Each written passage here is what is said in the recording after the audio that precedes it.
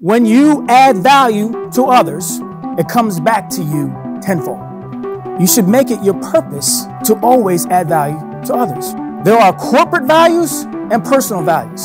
Corporate values kind of define the organization, it guides their behaviors, right? And allows the world to know who that corporation is. And then you have your personal values. Some of us don't know what we stand for. When you do know what you stand for, it's very easy to see, do my personal values align with the organization that I'm in? Values help to guide your decisions.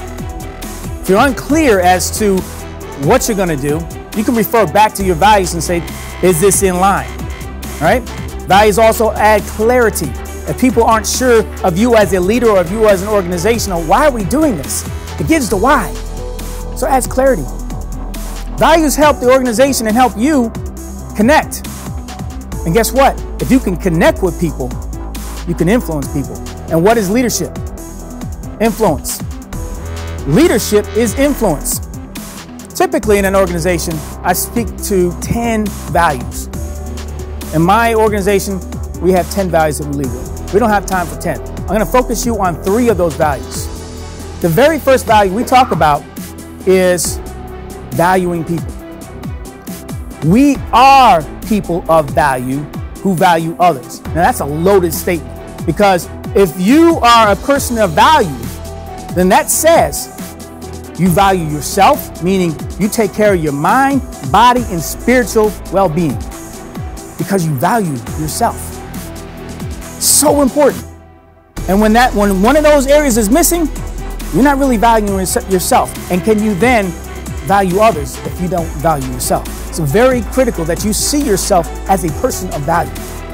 Second is live intentionally, because if we live intentionally, we can start to reprogram how our bodies and our minds behave and think, which is so important about creating the right environment for us to turn on or turn off certain genes.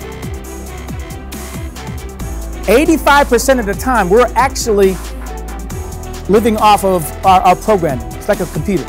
We don't even think about what we're doing. You get in the car, you drive, you're not really consciously thinking. A lot of that's just programming.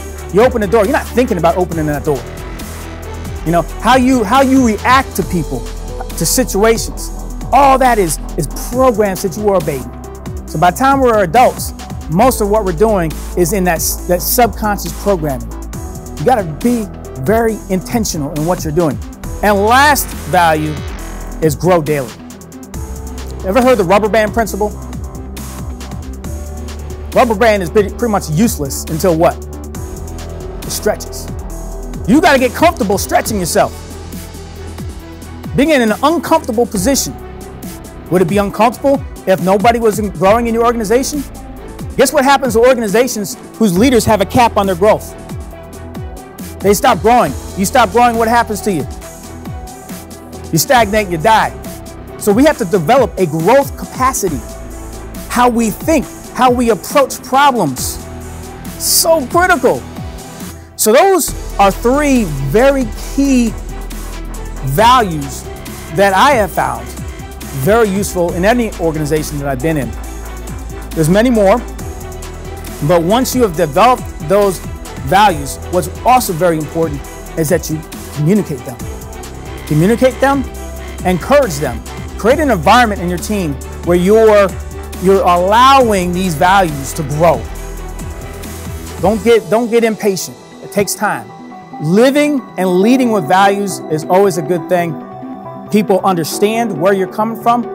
It allows you to influence. It allows you to have greater productivity across your organization.